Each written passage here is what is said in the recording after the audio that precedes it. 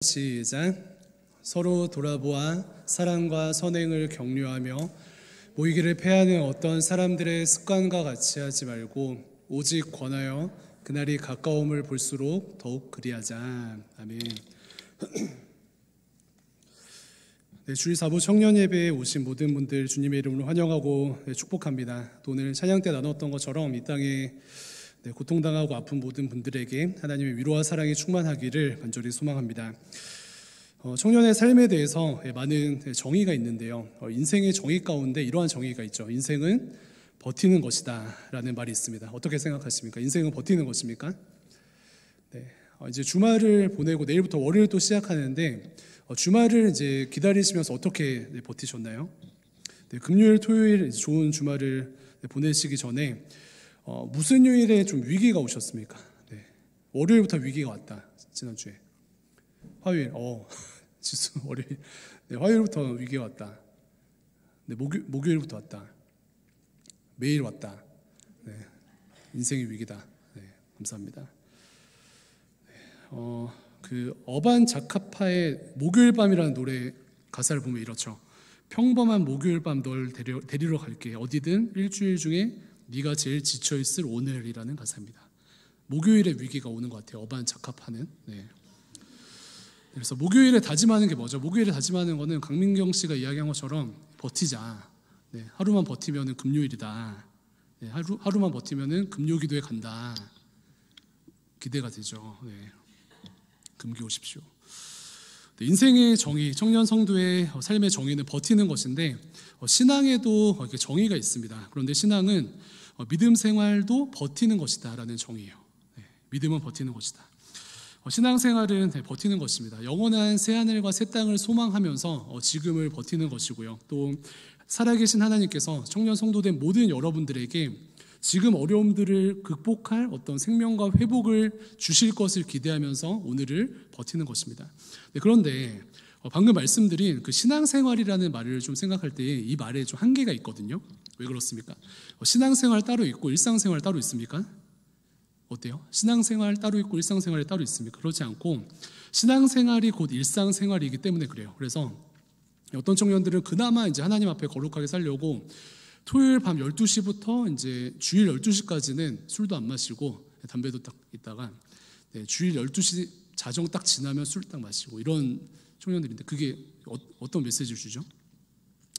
네, 그런 이제 분리되어 있는 게 아니라는 것이죠. 그래서 교회에서는 거룩한 척 하다가 세상에서는 누가 청년 성도인지 구별이 안 가는 그런 삶이 성도의 삶이 아닙니다. 그래서 이것을 제가 제일 좋아하는 영어 단어로는 인테그리티라고 뭐죠? 투명함, 일치된 삶을 이렇게 권면을 드리는 것이에요. 구분이 없어야 합니다. 그런데 로마서 12장 1절 말씀에 띄워주시면은 우리 몸을 어떻게 하라고 말씀하셨죠? 너희 몸을 하나님이 기뻐하시는 거룩한 산제물로 드리라 이렇게 말씀하셨는데 몸을 산제물로 드리는 것이 영적 예배인데 즉 신앙생활과 세상생활이 따로 있지 않다라는 것을 전제하는 말씀입니다. 그래서 교회생활 따로 있고 학교생활 따로 있고 교회생활 따로 있고 회사생활 따로 있고 교회생활 따로 있고 가정생활 따로 있는 것이 아니라 이것이 일치되어서 그냥 생활 그냥 삶이 있는 것이 청년 성도의 삶이라는 것입니다. 그래서 이 문턱을 없애는 것인데 어떤 느낌인가 생각을 해보면은 원룸을 생각하시면 좋을 것 같아요. 원룸에 이제 저도 그 화랑대에서 원룸 살 때 생각하면은 원룸을 살 것인가 이제 분리형 원룸을 살 것인가 고민이 이제 많거든요. 근데 이제 분리형 원룸이랑 큰 원룸에 이제 차이가 있습니다. 네, 분리형 원룸이 이제 같은 평수지만 이제 분리되어 있는 건데 성도의 삶은 그러면 안 된다는 것이에요. 그래서 사진 하나 띄워주시면은 그 헨리가 예전에 나 혼자 산다 나왔을 때 이런 스튜디오 같은 데 살았거든요. 근데 이게 저희가 방 하나구나라고 생각할 수가 있는데 아마 한 여기만 해도 한 30평 되는 것 같아요. 맞죠? 네. 그랬을 때 이게 분리되지 않는 일치된 어떤 삶을 표현하는 어떤 공간이라고 생각할 수 있지 않을까라는 생각이 듭니다. 그래서 청년 성도의 삶이 이것과 같은데 예를 들어서 어느 방에 들어가서는 딴짓하고 어느 방에 들어가서는 이짓하고 그것이 아니라 단절이 없는 일치된 삶, 인테그리티의 삶을 사는 것이 청년 성도의 삶이 될 것입니다. 그래서 SNS에 언제는 열심히 예배하는 사진 올리다가 언제는 구별되지 못하는 삶을 올리고 하는 것은 일치된 삶이 아닌 것이죠. 그래서 우리의 삶과 신앙을 일치할 때 그것의 결론은요, 인생은 버티는 것이다. 신앙생활이 버티는 것인데 신앙생활이 버티는 것이기 때문에 우리의 인생도 버티는 것이다. 연결되는 것이죠. 그래서 잘 버티기를 소망합니다. 저도 38년의 인생을 살아보는데 한 가지 깨달은 원칙 여러 개 있는데 그 중에 하나는 버티는 것이 이긴다는 것이에요. 그래서 공부를 잘하는 이제 학생들도 공부를 머리로 하는 것도 있는데 엉덩이로 하더라고요. 그리고 게임을 잘하는 청년들도 이제 뭐 머리가 좋아서 게임을 잘하는 것도 있는데 엉덩이로 게임을 합니다. 그래서 소위 잘 버티는 사람이 게임 실력이 들어요. 뭐 신앙생활도 마찬가지예요. 기도도 막 화려한 단어를 하면서 화려한 어떤 멘트를 하면서 기도하는 것이 아니라 엉덩이로 기도하는 사람이 승리합니다. 신앙도 삶도 마찬가지예요. 버티는 것이 이기는 것입니다. 그 10%의 원리 말씀드렸죠. 한 분야에서 포기하지만 않으면은 언젠가 그 상위 10%에 가 있다. 왜 그래요? 나머지 90%는 버티지 못하고 포기하기 때문에. 꿀팁입니다. 38절 말씀 함께 읽어볼게요. 10장 38절 시작. 나의 의인은 믿음으로 말미암아 살리라. 또한 뒤로 물러가면 내 마음이 그를 기뻐하지 아니하리라 하셨느니라. 믿음으로 살리라. 근데 믿음을 가지고 물러가지 않는 삶을 사는 것이 청년 성도의 능력이 된다라는 하나님의 말씀이죠. 에베소서 말씀에 전신갑주에 대한 말씀을 혹시 아시나요? 전신갑주 무엇이 있죠? 혹시 기억나시는 분들? 기억이 아니라 아시는 분들. 구원의 투구, 또 믿음의 방패, 진리의 허리띠, 또 복음의 신, 그런 게 있어 하는 표시인데 이런 게 있어요. 전신갑주를 입는 것인데 이제 영적 전쟁을 어떻게 잘 싸우는가, 어떤 갑옷을 입고 무기를 들 것인가, 이러한 이제 전신갑주에 대해서 묘사를 하는데 11절과 14절 말씀 띄워주시면은 전신갑주에 대해서 띄워주시면 11절과 14절 없어요? 이렇게 되어 있거든요. 마귀의 간계를 능히 대적하기 위하여 하나님 전신갑주를 입으라라고 하고, 진리로 서서 허리띠를 띠고 의의 호심경을 붙이고 이제 가슴에 이제 보호대를 차라, 이런 말씀인데 이 11절과 14절을 포함하여서 전신갑주의 모습을 볼 때 사진 있습니까? 전신갑주 사진 한번 띄워주시면은 이런 모습입니다. 그래서 영적 싸움을 싸우는데 어떻게 무장하여서 싸우는가에 대한 이제 정의인데, 그런데 전신갑주의 특징은 뒤를 보호하는 장비가 없습니다. 뒤를 보호하는 장비가 없어요. 무엇을 의미하죠? 믿음은 버티면서 앞으로 가는 것이다. 그래서 뒤를 하면서 이제 하는 것이 아니라 믿음은 버티면서 앞으로 가는 것임을 의미하기 때문에 전신갑주의 뒤를 보호하는 어떤 이제 그 갑옷이 이런 게 기록되어져 있지 않는 것이죠. 그래서 믿음은 버티면서 앞으로 나아가는 것입니다. 저를 따라서 이렇게 해볼까요? 버티면서 한 걸음. 시작. 대답 안 하기로 버티십니까? 다시요. 시작. 버티면서 한 걸음. 시작. 감사합니다. 그래서 우리가 과거에 대해서 생각할 때 과거의 아픔에 대해서 좀 이렇게 묵상도 하고, 이게 반면교사 삼아서 어떻게 좀 발전할 것인가 이제 진단하는 것도 굉장히 중요하기는 한데, 과거를 향해서 가거나 혹은 후퇴하지 않는 것이 청년 성도의 정체성입니다. 이런 은혜가 우리에게 임했으면 좋겠어요. 그러한 맥락에서 이 어려운 시기에 후퇴하지 않고 신앙의 전진을 위해서 예배에 오신 모든 분들 진심으로 환영하고 축복합니다. 그래서 이 코로나 시기를 뚫고 예배 자리에 남아 계신 여러분들이 찐 오브 찐이셔요. 찐 오브 찐. 그래서 옆에 있는 분들 3분 이상 엄지척 해주실 텐데 찐 오브 찐이라고 이렇게 외치시면서 축복하겠습니다. 시작. 찐 오브 찐. 감사합니다.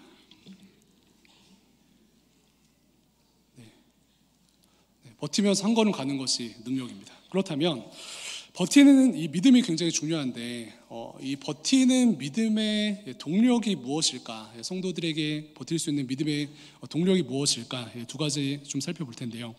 먼저는 예수님을 붙드는 것입니다. 12장 2절 말씀 함께 한 번 더 읽어보도록 하겠습니다. 시작. 믿음의 주요 또 온전하게 하시는 이인 예수를 바라보자. 그는 그 앞에 있는 기쁨을 위하여 십자가를 참으사 부끄러움을 개의치 아니하시더니 하나님 보좌 우편에 앉으셨느니라. 아멘. 네, 믿음으로 승리하고 믿음으로 잘 버티면서 한 걸음 갈 수 있는 비결 첫 번째는요, 믿음의 주 대신 예수님을 바라보고 예수님을 붙드는 것입니다. 그래서 오늘 방금 읽은 이 12장 2절 말씀을 그 NIV 성경에서는 예수를 바라보자라고 할 때 fix on이라는 단어를 썼거든요. fix on. 그래서 우리의 눈을 예수님께 어떻게 해요? 고정하자. 이렇게 표현을 하였습니다. 그래서 우리의 시선을 예수님께 고정하는데 그냥 고정하는 정도가 아니라 십자가에 못 박듯이 우리의 시선을 예수님께 못 박아버리는 것입니다. 즉 예수님만을 바라보는 믿음으로 예수님만을 붙드는 믿음으로 나아갈 때 흔들리지 않는 믿음으로 한 걸음을 전진할 수 있는 것입니다. 그런데 우리는 무엇을 바라보고 있습니까? 사실 한 주간의 삶을 돌아볼 때 여러분들 무엇을 바라보고 무엇에 나의 눈을 픽스온 하셨습니까? 한번 냉정하게 진단해 볼까요? 무엇을 바라보고 무엇을 붙들고 한 주를 사셨습니까? 예수님께 시선을 고정하여서 예수님께 나의 눈을 픽스 온 하셨습니까? 아니면 세상에 픽스 온 하셨습니까? 요한일서 2장 16절에 이렇게 이야기를 하는데요. 띄워주시면 쉬운 성경에서 이렇게 기록합니다. 제가 읽겠습니다. 세상에는 악한 것들이 있습니다. 그것은 바로 우리 육신을 즐겁게 해주는 것, 우리 눈을 즐겁게 해주는 것, 우리들의 삶에 대해 자랑하는 것입니다. 이러한 것들은 아버지께로부터 나온 것이 아니라 세상으로부터 나온 것입니다. 그래서 우리의 눈이 어디에 고정되어져 있는가, 이것이 생각보다 중요한데 왜 그러냐면은 우리의 눈을 즐겁게 해주는 것이 세상에 있는 악함이라는 것입니다. 예수님께 시선을 고정하지 않고 세상의 즐거움을 바라보는 것이 세상에 있는 악함이라는 것이에요. 그런데 우리는 어떻습니까? 우리의 눈을 즐겁게 하는 것에 우리의 눈이 고정되어 있지 않는가 생각이 돼요. 그래서 일주일 동안 나는 예수님을 묵상하고 예수님을 바라보기보다는 세상에 무엇이 더 세련되어져 있는가, 세상에 무엇이 더 매력적인가에 집중하여서 세상을 바라보진 않았는가, 우리 자신을 돌아보면 좋겠습니다. 그 다음 16절, 17절 이렇게 16절 다음에 있는 17절 이렇게 기록하고 있는데요. 세상도 그 정욕도 지나가되 오직 하나님의 뜻을 행하는 자는 영원히 거하느니라. 네, 우리가 하나님을 또 예수 그리스도를 바라보지 못하고 세상을 바라보았지만 성경의 선포는 무엇입니까? 우리가 영원할 것 같았던, 우리가 영원할 것 같아서 쳐다보았던 그 세상의 아름다움 혹은 세상의 미혹은 지나간다는 것입니다. 그런데 하나님의 뜻을 행하는 자는 영원하리라. 즉 예수 그리스도께 눈을 픽스 온 하는 그런 청년들은 영원할 것이다. 예수님께 눈을 고정하는 청년들은 승리할 것이다. 믿음으로 승리할 것이다 라고 말씀하는 것입니다. 사라지는 것에 눈을 고정하는 자들이 어리석은 자들이고 하나님의 뜻을 행하는 자, 하나님의 뜻을 행하며 예수 그리스도를 바라보는 자들이 영원한 승리자가 된다라는 주님의 말씀입니다. 네, 휴대폰도 이제 새 것으로 바꾸면 좋죠. 최근에 바꾸신 분들 좋죠. 네, 근데 죄송하지만 아이폰 14도 한철입니다. 네. 얼마 지나지 않아서 누가 그걸 쓰냐고 천대 당할 거예요. 네. 그리고 아이폰 14도 떨어지면 줍지도 않을 거예요. 아이고 떨어졌네 하면서 네, 그런 시간이 금방 올 것입니다. 그래서 우리의 능력은요, 우리의 눈을 아이폰과 갤럭시가 아닌 예수 그리스도께 고정하는 것에 있습니다. 네, 예수님이 어떤 분이시기 때문에 예수님을 바라보며 또 예수님께 눈을 고정하며 예수님을 붙들 때 믿음 가운데 승리하게 될까요? 예수님께서는 아까 앞에 말씀드린 것처럼 먼저는 믿음의 주인이 되시기 때문에 그렇습니다. 믿음의 주요, 온전케 하시는 하나님이시기 때문에 그렇습니다. 네, 버티는 믿음, 후퇴하지 않고 버티며 전진하는 믿음이 승리한다고 말씀드렸는데 왜 예수님을 붙들 때 버틸 수 있고 왜 예수님을 붙들 때 후퇴하지 않고 전진할 수 있는가? 왜냐하면 예수님께서 버티는 믿음의 완성자 되시고요, 예수님께서 후퇴하지 않고 전진하시는 믿음의 완성자가 되시기 때문입니다. 예수님의 삶을 좀 진단해 보겠습니다. 예수님 이 땅에서 33년 동안 계셨는데 시간과 공간을 초월하시는 예수님께서 무려 33년 동안 인간의 몸으로 인내하셨죠. 그리고 십자가 위에서 짧게는 6시간 동안 또 길게는 6시간 동안 인내하시고 버티셨습니다.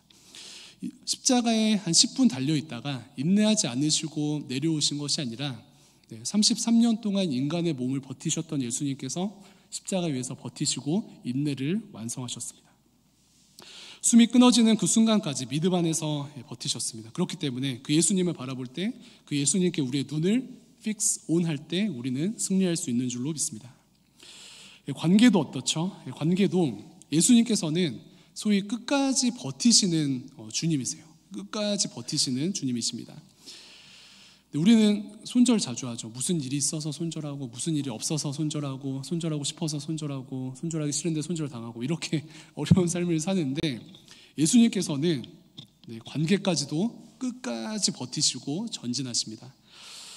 요한복음 13장 1절 이렇게 기록합니다. 유월절 전에 예수께서 자기가 세상을 떠나 아버지께로 돌아가실 때가 이른 줄 아시고 세상에 있는 자기 사람들을 사랑하시되 끝까지 사랑하시니라. 언제까지 사랑하신대요? 예수님의 사랑의 버팀은 끝까지 사랑하신다. 이것이 예수님의 믿음의 본이십니다.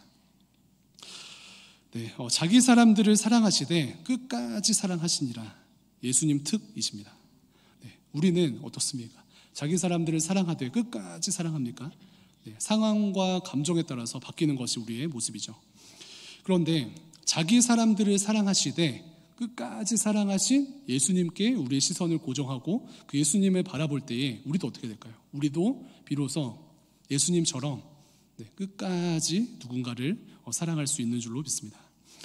그렇게 될 때 끝까지 사랑하는 것까지 완성은 좀 더디다 할지라도 그러한 예수님을 바라보고 예수님의 은혜 가운데 거할 때 다른 사람들을 한 걸음 더 용납할 수 있는 그러한 힘이 생기게 될 것이고요. 궁극적으로는 예수님처럼 모든 사람들을 끝까지 사랑할 수 있는 믿음의 삶을 살게 될 것입니다.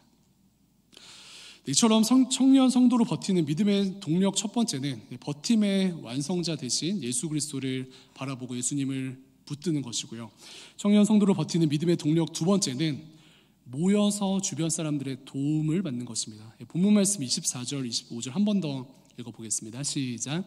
서로 돌아보아 사랑과 선행을 격려하며 모이기를 패하는 어떤 사람들의 습관과 같이 하지 말고 오직 권하여 그날이 가까움을 볼수록 더욱 그리하자. 아멘. 2000년 전에 이 히브리서 말씀에서도 기록하고 있는 것처럼 모이기를 패하는 어떤 사람들이 있다고 합니다. 모이기를 패하는 사람들은 왜 그럴까요? MBTI I여서 그렇습니까? 여기 10장에 나오는 사람들 다 I여서 야 얘네들은 안 돼 이렇게 이야기하는 것입니까? 왜 그렇습니까? 혼자 있는 게 편한 기질 때문에 그렇습니까? 그런데 모이지 말자는 대부분의 상황에는 이렇게 명분이라는 것이 있습니다. 오늘 본문에서도 모이지 않게 되는 어떠한 명분이 있는데 당시 초대교회는 어떤 이제 핍박도 있었고요. 또 모이기를 꺼려하는 어떤 분위기도 함께 있었습니다. 우리가 지금 살고 있는 2023년 어떻습니까? 사단 마귀가 아주 신이 났습니다. 왜 그렇습니까? 코로나로 지금 모이지 않는 것을 당연시하는 그 시대를 살게 했기 때문에 사단 마귀가 신이 났습니다. 코로나인데 왜 모이냐고, 또 내가 중요하고 개인주의가 만연한 이 시기에 굳이 모이냐고, 교회라고 모여야 하냐라고 반문하는 것이 세상의 메시지입니다. 성경 분명히 무엇이라 말씀하셨죠? 모이기를 패하는 어떤 사람들의 습관과 같이 하지 말고라고 했습니다. 그래서 제가 순장님들께도 부탁을 드렸는데 순모임도 웬만하면 쉬지 마시고 하시기를 부탁을 드립니다. 그래서 하실 때에 좀 이제 부담 있으셔서 이렇게 안 하잖아요. 그런데 그때도 예를 들어 하나님 그 시험 기간이어서 안 하는데 그럼 할게요 하면서 이제 그 대신 모였을 때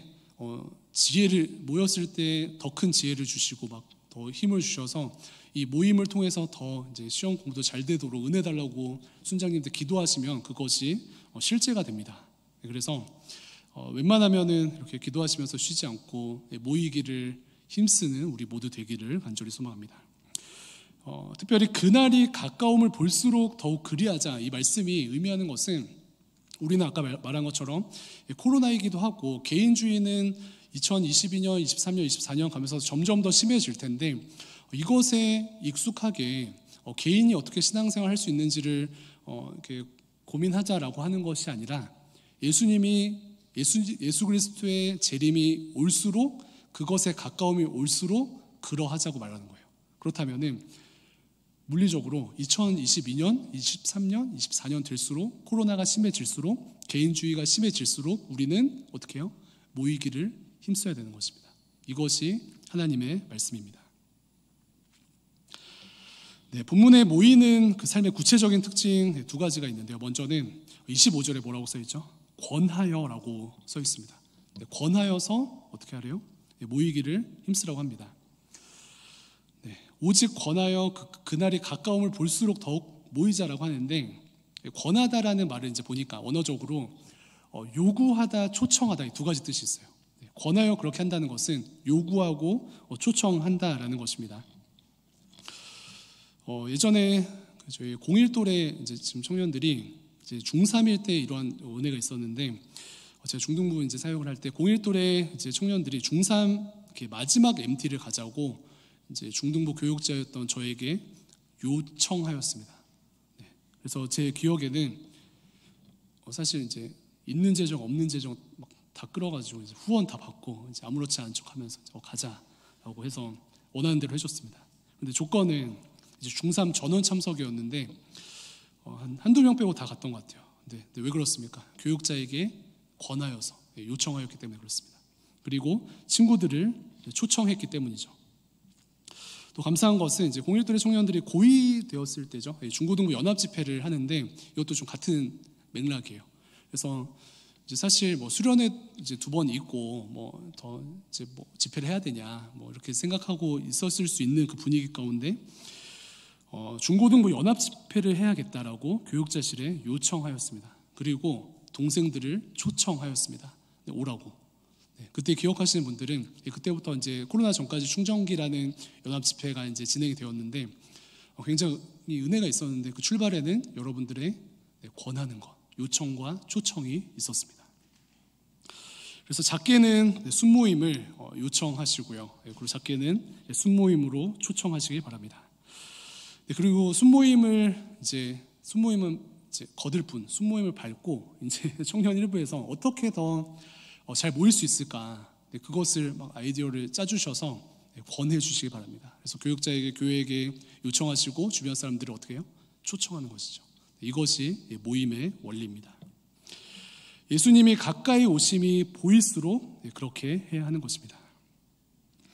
네, 마지막으로 모이는 삶의 두 번째 특징은 24절처럼 모임을 통해서 서로 돌아보아 사랑과 선행을 격려하는 것입니다.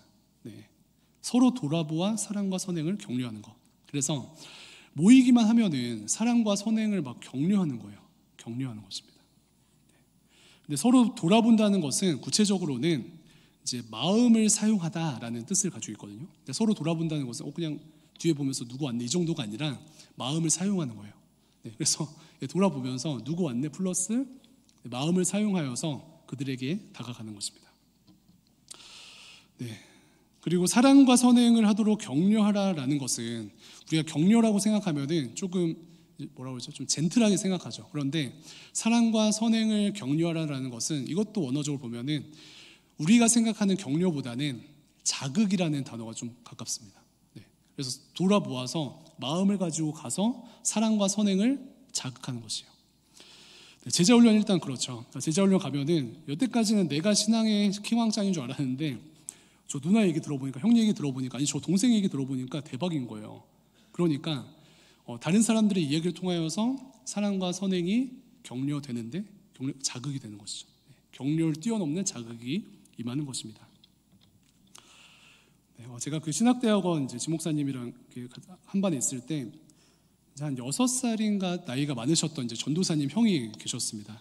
그 금광교회에 계셨던 이제 전도사, 고등부 담당하시는 전도사님이셨는데 중고등부 이제 사역 스터디 그룹을 한 5-6명이 같이 했는데 그 1-2주에 한 번씩 만나서 이제 모임을 하는데 너무 막 도전이 되는 것이에요. 그래서 그 형님의 어떤 사역과 또 가치관과 또 하나님을 향한 마음을 그냥 일주일에 한두 번 만나서 듣는 것만으로 격려가 될 뿐만 아니라 자극이 되었습니다. 이러한 좋은 영향이죠. 지금은 이제 파라과이에서 이제 선교사님으로 계신데, 그래서 이러한 은혜의 순환이 일어나면 좋겠습니다. 그래서 순모임을 통하여서 또 다양한 연결됨을 통하여서 만나기만 하면은 마음으로 다가가서 사랑과 선행이 자극되는, 사랑과 선행이 자극되는 은혜가 있었으면 좋겠습니다. 반대가 되면 안 되겠죠. 그래서 막 사랑과 선행 그 은혜가 충만했는데 만나면은 막 다운되는 거, 그렇지 않고 만나면은 자극이 이루어지는 은혜가 있었으면 좋겠습니다. 말씀 정리할 텐데요. 삶에 대한 정의는 삶은 버티는 것이다. 신앙생활이 우리의 삶이기 때문에 신앙도 버티는 것이다 나눴습니다. 버티는 믿음의 힘은 어디에서 납니까? 믿음의 주인 되시며 죽기까지 사랑하시고 죽기까지 세상을 섬기신 예수 그리스도를 바라보는 시선에 우리의 능력이 있고요. 예수 그리스도를 붙드는 우리의 손에 능력이 있습니다. 그리고 공동체 안에 연약한 우리들이 연결될 때 힘이 있습니다. 예수님을 바라보며 공동체 안에서 연결되시면 세상에 감당하지 못하는 믿음으로 승리하게 될 줄로 믿습니다. 그래서 오늘 설교 제목은요, 관심법인데요. 사실 관심법은 이제 불교 용어인데 우리는 불교의 관심법으로 주변을 살펴보기보다는, 주변의 마음을 뚫어보기보다는 주변의 사람들을 마음으로 다가가서 사랑으로 연결되는 그 관심법을 사용하면 좋겠습니다. 그래서 청년 성도는 관심법을 따른다. 주변을 돌아보는 마음으로 모이기를 힘쓰는 우리 모두 되었으면 좋겠습니다. 그래서 예수 그리스도를 바라보시고 또 이번 한 주도 세상의 시선을 픽스온하는 것이 아니라 예수 그리스도를 바라보는 믿음과 붙드는 손과 또 기회가 되는 대로 마음으로 다가가서 함께 연결되어 승리하는 우리 모두 되기를 주님의 이름으로 축원드립니다. 기도하겠습니다.